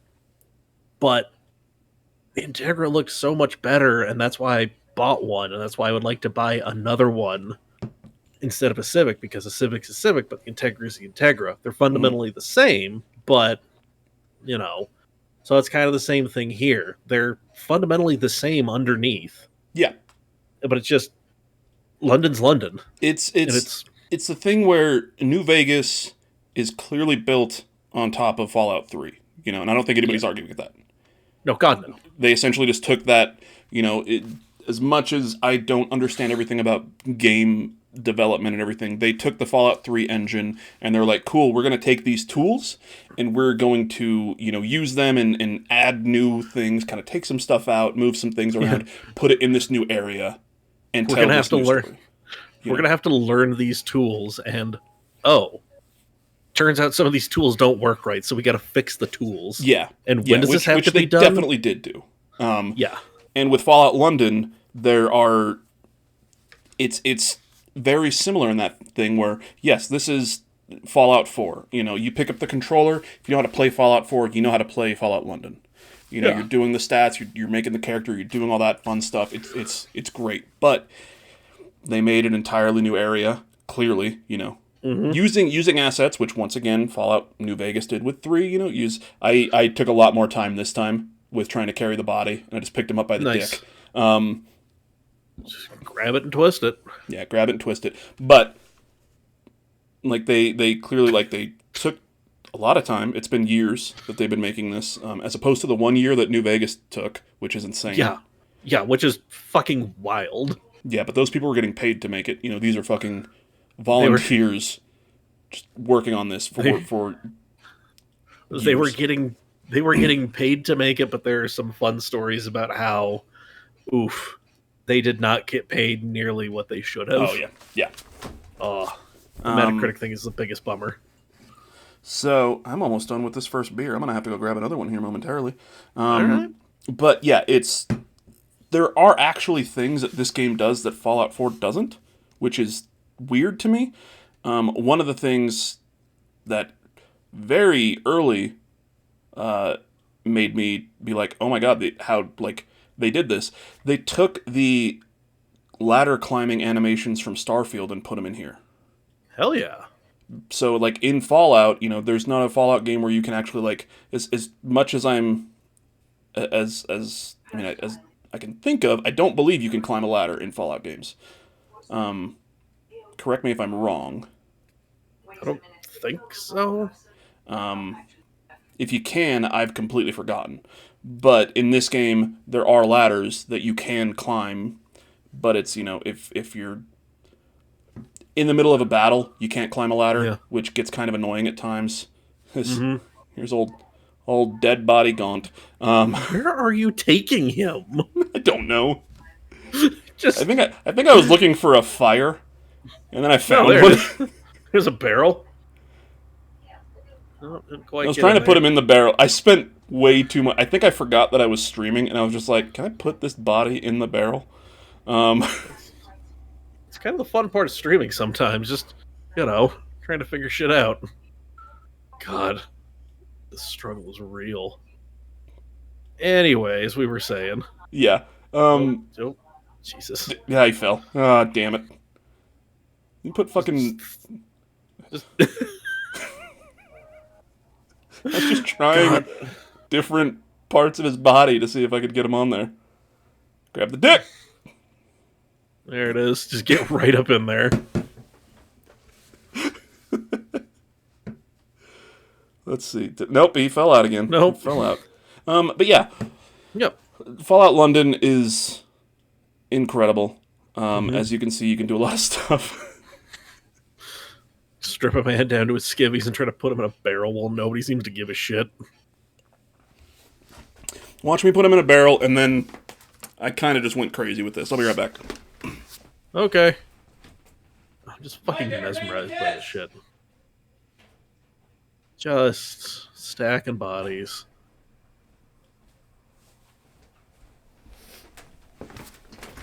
Fuck. Why is There were a just lot of pile corpses. Yeah, what the They're not gonna stay. Oh, Yeah. God. And then there's one inside. Anyway. But, folks. yeah, this... As you were saying. Actually, going inside is... I think this shows off one of the things that... If this was a real Bethesda game, they could probably fix. But what I did in this kind of the storyline with this with this gang, the Vagabonds, is I've done a bunch of missions for them. I've been working with them, doing all that fun stuff, and then to broker a peace deal with a rival gang. The guy who runs that gang is like, look, we've got way more guns than you, we've got way more people than you, we could take you out, but we're good to do like a ceasefire and kind of, almost pretty much leave each other alone. You guys have your area, we have ours, cool. But you have to be the new leader of the Vagabonds. Because I trust you, I don't trust the guy who's running it now. Oh, okay. So, yeah. So I go in and I go back to the Vagabonds and I say, hey, this is what we're going to do. No, I didn't kill the guy because I was sent there to kill him. I talked to him and here's what's going on. He wants to do a ceasefire, but you can't be in charge. He said that I have to be in charge because he trusts me. He does not trust you. And the leader is like, well, then obviously no, that's a fucking dumb idea. That's terrible. Let's go kill him. And then all the other people that you've worked with are like, no, let's listen to him because... Clearly, he's able to get shit done because he's been doing all this stuff for me, for him, doing all of this stuff. He's bringing a bunch of people together. He's the only person who's actually been able to get that other gang to say, hey, let's have a ceasefire. We want to do this. So we'd like you to step down and we can have the ceasefire. And then he just gets pissed off. And that's why I had to kill him. Well, all right. So I did that. I become the leader of the gang. I go and tell the leader of the other place, hey, we've got a deal. And I kind of spoke over, and it's going in fast, in fast forward. But this is one of the things that if this was a Bethesda game, it'd be quite different, where I become the leader of the gang, finish the quest off, finish that whole storyline completely. And now when I go back and talk to the people that I've already worked with, they're like, oh, are you the new guy? Are you sticking around? Which is what they were saying to me when I first showed up here. Yeah. They would have definitely done a little something. Yeah, but which it's not a big thing to complain about. It's just that's just kind of one of those things where you're like, oh, that would have been cool if it would have changed to like, hey boss, how you doing? Even just like a tiny little thing like that. Yeah, would have been nice, but alas. I think the game is crashed. It does not like rain.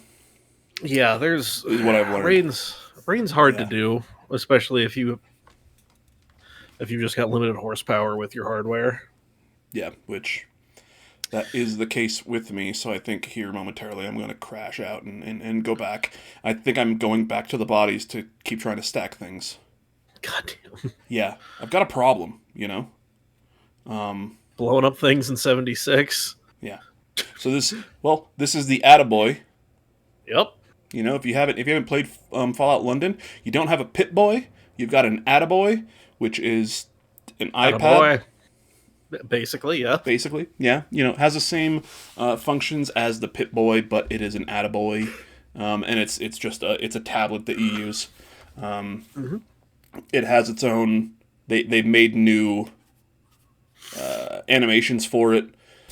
So like when you're playing Fallout 4 and you're looking at your Pip-Boy and you just kind of leave the controller alone, your person will kind of like move it around or kind of do some things. They've made new animations here with the Attaboy where you're holding it, and then if you don't touch the controller for a while, you'll kind of like flip it over, kind of look at that, hit it because like it's frozen, blah blah blah, shit like that. So yeah, there's also a really really great Easter egg right at the beginning of the game, which I think you've seen already. Probably. Oh, because it's when you get the Attaboy and you're using it to leave the lab. Yeah. And there's an animation of you taking the Attaboy and blowing it out like an NES cartridge. Oh yeah. And putting it in, and it's. Yep. Just great. So yeah, this was level 39, and I think now I'm at level 46. Honestly. But yeah, just doing all of these, just doing missions. Now I'm actually doing missions. For a long time, I was literally just running around, being like going to the different burrows and then doing all the side stuff there, and then going to the next one. Where I don't know how much you want me to not spoil for you. I mean, I'm gonna forget. Fair. So, so there are different. There's 5 burrows, 5 or 6 burrows in the game, where I think 1 or 2 of them are in the London map that you can kind of just run to at any time. There's also different parts of the map that are completely radiated, so you can't even go there unless you have like a hazmat suit, or you will fucking die. There's places where they're so radiated that there's fucking giant mushrooms that grow out of the ground. You can't see 5 feet in front of you because of all the fucking like radiated air. It's insane. There's a traveler camp where I thought I'd be able to speak to people. No, it's just ghouls. I'll time that perfectly. Holy shit. Yeah. But yeah, so there's a couple of boroughs inside of London that you go to, and then there are 4 others that are behind gates, which is essentially just you go through the gate and now you're on a new map that's much smaller, but now you're in the Hackney borough, and Hackney has its own warring factions that you can work with, and kind of do everything there. You leave that, you go back to London, you go through a different gate, and now you're in Camden. Once again, it has its own factions that you're working with. So every borough has its own feeling, has its own characters, factions, warring things that are going on, have their own storylines in that borough. So what I was doing, as I was playing the game, is just kind of going around and I would find the place to get to the next borough. Cool, let me go into Hackney and I'm gonna do everything there. Do that entire fucking storyline of the warring factions as much as I can right now. Finish that. Cool, now I'm in this gang, and the leader of Hackney is my friend. Awesome. Go back to London, do some stuff. Cool, now I'm in Camden. I'm doing the same thing. Camden is probably my favorite borough. It just has like a whole punk aesthetic, which is just super cool. There's a fucking club that just plays techno music. Hell yeah. So like in the Fallout London world, it's not... It's very clearly not the American 50s version of the future. It's more, this is the future of our, almost modern day. Okay. If that makes sense. Yeah. There's still like the weapons, there's still like fusion power. There's like fusion cores and everything. There's no power armor, stuff like that. But like, it feels more like this is the post-apocalyptic future of our world, as opposed to, oh, I got stuck at this terminal right here. Yeah. Yeah. So weird mod stuff. This is a fucking terrible goddamn clip for me to go into where I've had to crash out 3 times. But yeah, it's very much like a futuristic version of our world now, which is, a different take on it. Cool, awesome, great. Yeah. So that means that there's more, quote unquote modern music. Like I said, there's this club that you go into that is just a full on. It's like rave music, and there's lights and everything as you're going through, and it's one of the gang's hideouts in Camden. It's the one that you can work for, and they're probably my favorite. They're called the Pistols. Named after the Sex Pistols. They're it's a whole punk aesthetic. It's cool as shit. There is. Amazing. It has one of my favorite. I think it was actually this stream even. Yeah. But it the sound fucked up. One of my favorite side missions where there is a girl in that club called the Cyber Fox. That's the club, not the girl.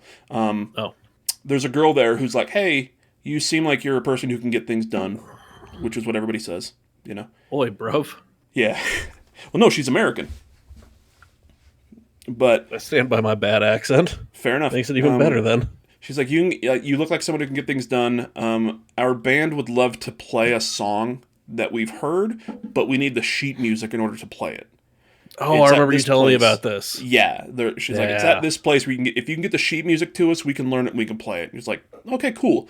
And this girl is named Audra, who is the lead singer of this real life band called First to 11, who is cool as shit. They do First to 11 does like all covers, and they do really great cover music. And then some of the members of that band are also in a band called Concrete Castles that does original music. So, nice. So this is like the First to 11 group. So you go pick up the sheet music, you go to her, drop it off, and then she's like, oh, cool, give us some time to rehearse, come back in a few days, and we'll play it. Okay. And then I was like, fuck yeah, I want to hear this, because the song is I Don't Want to Set the World on Fire. Mm-hmm. Which, I mean, for the Bethesda version of Fallout, it's like a theme song. You hear that and you're like, oh, Fallout 3, because it's in the original trailer for Fallout 3. Yeah. Even the name, you can hear it and you're like, I know that song. So yeah, I was super stoked. I went there, gave it to her, and then I just went and sat for 3 days and waited, 72 hours.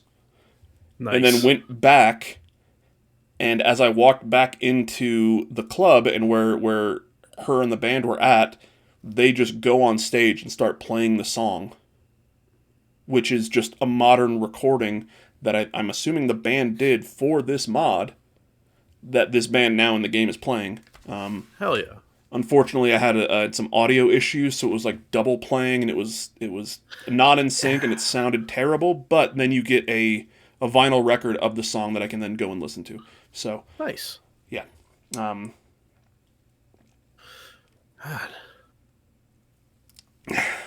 Sorry, I'm talking a lot about this thing. This thing is fucking incredible. I think this is almost definitely going to be on my top 10 for the year of video games. Nice. And it's a fan-made mod. Mike, you've played just a little bit of it. Yes. As we've established. Yup, I played long enough. I got off the train. I talked to 3 dudes. Mm-hmm. I broke out the flashlight. I took 3 steps in the game, crashed, and I immediately said, "This fucking rules." Yeah. So, yeah, that was had to constantly look up keybinds, because I forgot where shit was. But yeah, no, I'm excited to get back into this, spend some more time, because quickly learning my streams are just an excuse for me to play games that I've been meaning to for a while. Yeah. So you've been doing a lot of Armored Core 6. Yeah, so we're going to do Armored Core 6 on Mondays, and then Fallout London on Thursdays. Mm-hmm. Yeah, so just do that. Yeah, and just even that first part, you get a really good sense of the world of London. Yeah. From that very first, almost the tutorial of the game. It's where you're your character wakes up and you're in a vat. Yeah, you're in a tube. You're in a tube. So Letitia's the first character, quote unquote character that she voices in the game is a computer in that lab that talks to you and kind of tells you about something. It's been like 150 hours since I started. Yeah. But yeah, she's the voice of the computer that's kind of talking to you as you're doing this, as you're doing stuff here. But the first voice actors that you hear in the game are Colin Baker. Is it Colin Baker? Oh fuck, Colin Baker and Sylvester. Fuck me, god damn it. Nope.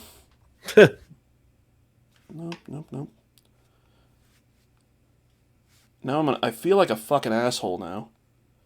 Sylvester McCoy and Colin Baker, who are both former doctors. Really? And it's Colin Baker or is it Tom Baker? I looked this up and there are two. I think it's Colin Baker.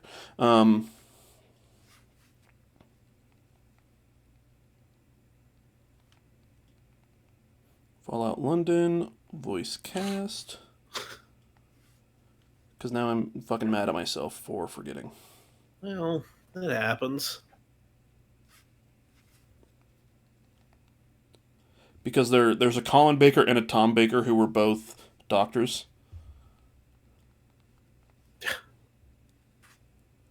And, yeah, let's see here. Story and setting. Okay, Colin Baker and Sylvester McCoy. So, yes. Once again, former doctors. I cannot remember.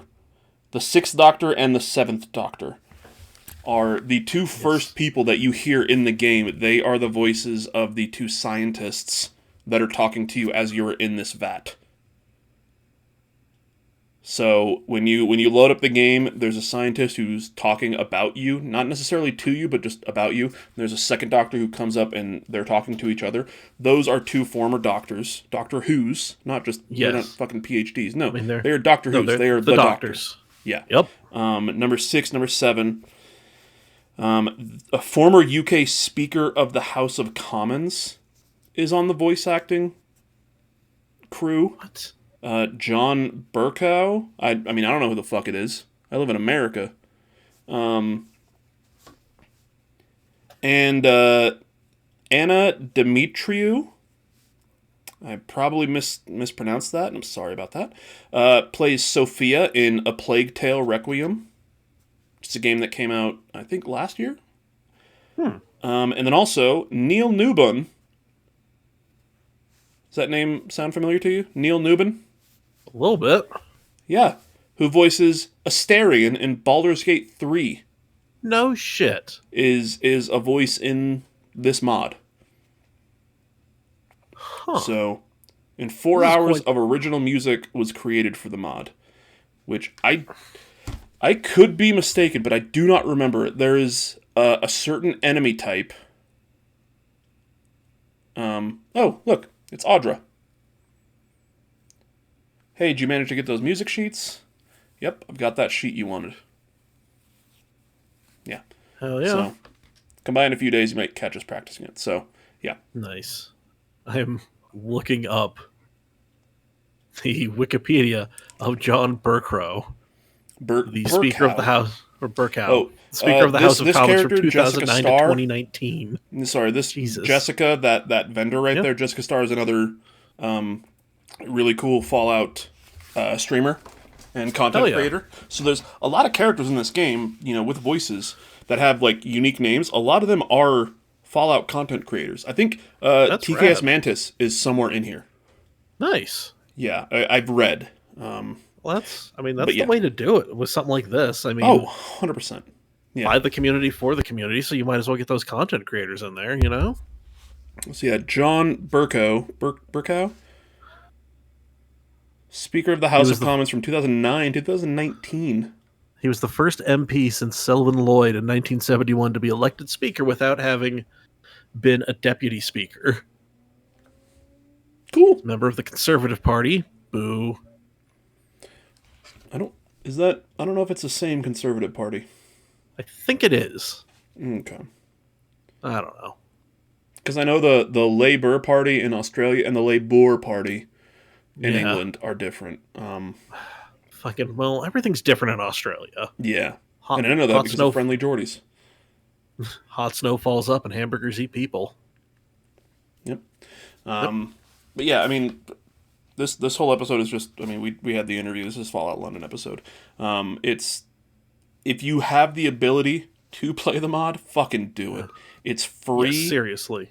It's hosted by GOG, which is something of gamers, generation of gamers. Galaxy of Gamers? Yeah, okay. Yeah. And if you don't already own Fallout 4 on Steam, go to the GOG website. Maybe wait until Fallout 4 is on sale, if it's not always on sale, and get the Fallout 4 Game of the Year edition that has all of the DLC, because it's required for this mod. And then that is going to be the easiest way to install the mod and play it, is the GOG launcher and the GOG version. Because if you remember earlier in the year, Bethesda released the next-gen patch for Fallout 4. So this mod was supposed to come out. Oh, I think, is this? Yeah, this is when I first started walking with Arthur here. I tried to give him a different hat, and he said, "Get your hands off my fucking hat," and he would not let me change his hat. Whatever. But God damn it. You and your companions. Yeah. What the fuck. Oh man. But yeah, it's the GOG launcher is going to be the easiest way. Yeah, with that, this mod was supposed to come out earlier in the year, and then I think 2 days later, a few days before it was supposed to come out, they released that next gen patch as like a surprise thing, and it completely broke this mod and a ton of other mods. Like there's something wrong with that next gen update where a lot of mods don't work with it now. So they had to delay it and see if they could get it working on this new mod or on this new version. Couldn't do it because there's something broken with it. So they've released for the Steam version, because you can't just go into Steam and say, "Hey, I want an older version." They've released a downgrader, a free downgrader that I had to use to downgrade my version to the one that works. Apparently in the GOG store, you can actually just select, "Oh, let me download this older version of it," and it's just much easier. Yeah, which is pretty cool. Yeah, so if you want to play the Fallout London mod and you don't already own Fallout 4 on Steam, highly recommend getting it on GOG, Galaxy of Gamers, doing it there. Once again, it has to be the full collector or Game of the Year edition, because it does require all the DLC except for the HD resolution pack. It's not a requirement, so yeah. Yeah, it's a lot of talk about fucking Fallout London. A lot of talk about Fallout London. And I will continue talking about it throughout the year, or at least until I start playing another game, which might be Friday. Oh, Mike. All right. Yeah. There's a new game coming out Friday, and if I have the money, I'm going to buy it. Okay. What game is it? It's for PlayStation 5. It is called Astrobot. Yay! Yeah. Hell yeah. Game is fucking great. Mike. I fucking love it. Mike, what are you going to be getting into? I know you said you're going to be doing Armored Core Mondays, Fallout London Thursdays. Are you playing anything in between? Or looking forward to anything to play that's coming out this year, maybe? Man, I mean, you're talking about the GOG store, so I fired up the GOG launcher, and I was looking, and man, there's some stuff in here that I'm like, this would be kind of sweet, They've got the Yakuza Complete series for $34 right now. Well, what is that though? Because they released like 2 or 3 different Yakuza Yakuza collections, and one of them was like, I think all of it. One of them was the Like a Dragon Complete Collection, and it's just Like a Dragon, Yakuza Like a Dragon, and then Infinite Wealth. Yeah, this is the Yakuza Complete series includes Yakuza 0, Kiwami, Kiwami 2, Yakuza 3 Remastered, 4 Remastered, 5 Remastered, and The Song of Life. That's 6. So yeah, that complete edition doesn't have the Like a Dragon games. Nope. Which but still, is fine. bucks. I mean, it's cool. It's got almost all of the Kazuma Kiryu saga. Yeah, and for $34, I'm not going to say no. No, it's a fucking steal of a deal. Oh yeah, I mean, I'm going to have to say no because broke as hell, but whatever. Yeah, man. I know there was a big sale. Like Nintendo did a Switch sale, so that's weird. A rarity. Yeah. Rarely do that. But they have Hotline Miami, the complete Hotline Miami collection for $6, so I'm going to be picking that up. Probably not getting into that anytime soon because I rarely play my Switch, but for the times when I do. But I should definitely get into playing some Cyberpunk just because it's an incredible game. Yeah. Yeah, man, that's the big thing. I should dip back into Baldur's Gate 3. I might have to start a new playthrough, just a new character, just because, because reasons. I'm still going to be playing the shit out of Armored Core 6. I actually have found something completely dumb and broken that is hilarious.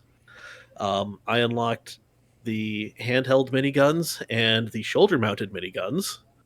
So equip all 4 and chain fire them, so you have the shoulders going and then the arms, and then they overheat.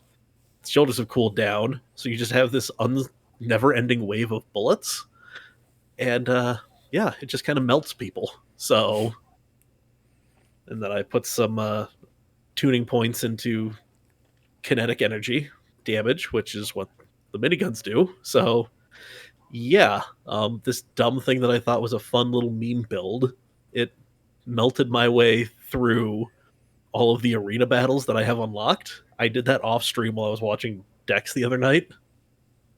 And I'm stuck fighting the original Raven. So I might just load this thing up and see what the fuck happens.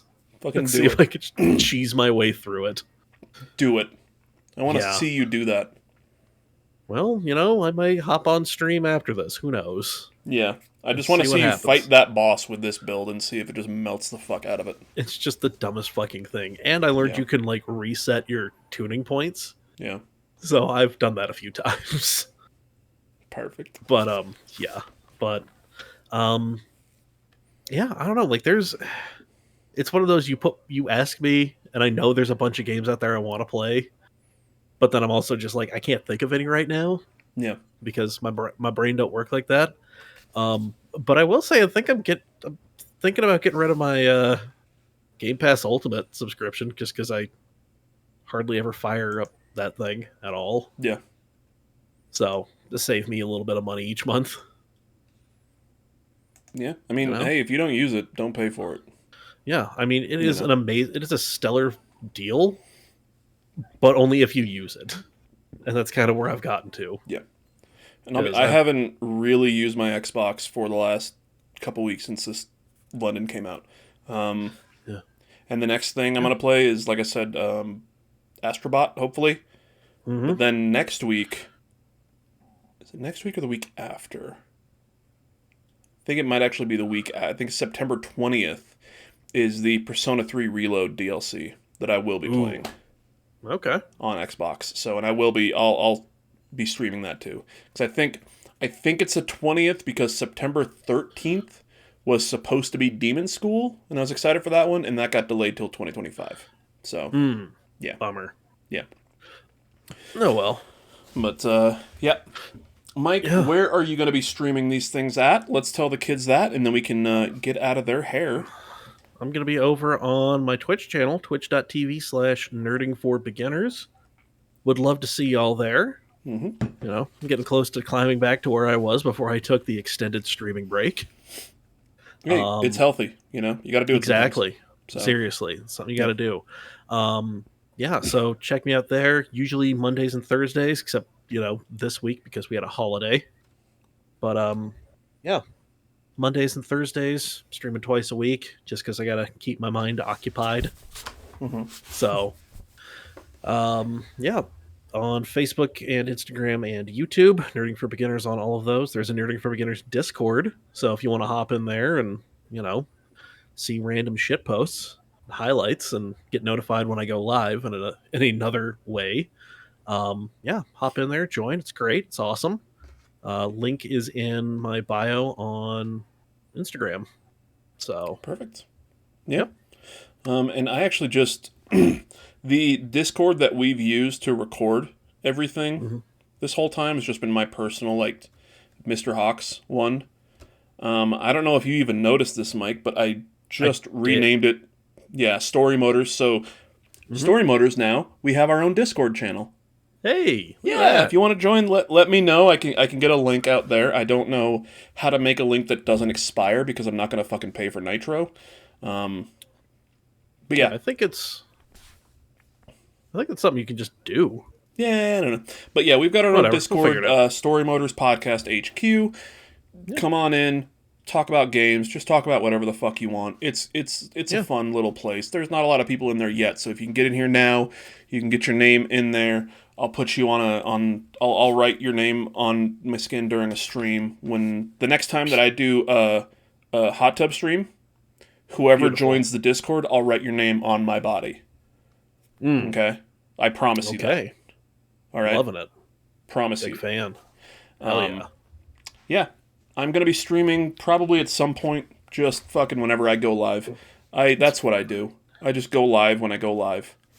So, if I do end up getting Astrobot this week, I will probably go live on Friday night and play that, which, when this comes out, will be tomorrow night. So that is at Mr_Hawks182 on Twitch. And please follow our very special guest this episode, Letitia Lemon. All of her socials are going to be in the description here on YouTube and in Spotify and all of the information. She streams on Twitch occasionally. I know her schedule's been crazy lately, but she does stream. You can find her on Twitter, on Instagram, and yeah, just does incredible work. Check her out in Fallout London. Check out Once Upon a Wasteland, which is a podcast series that she is a part of. They do have a spin-off series coming out soon. I wasn't able to find a date, and she didn't want to break any sort of rules by letting us know, but keep an eye out there. That will be coming out pretty soon. And yeah, nice. Thank you once again to Letitia for joining us. You were amazing. And for everybody else, give us a follow. I'm going to hit that outro music. Nice. Give us a follow on that there YouTube. Give us a thumbs up. Give us a like. Give us 5 stars on anything. Please share this with your friends. If you know anyone that likes Fallout, specifically this episode, send it to them. Great one. And all of our other Fallout episodes. And next week we'll see you with some Armored Core talk. Yes. See me at the Get Up Kids. Yes, and if you see me at the Get Up Kids and Smoking Cold show, come say hi. Yeah, because I'm going to be at that. So, it's going to be a rough week. Everybody. Bye. Bye.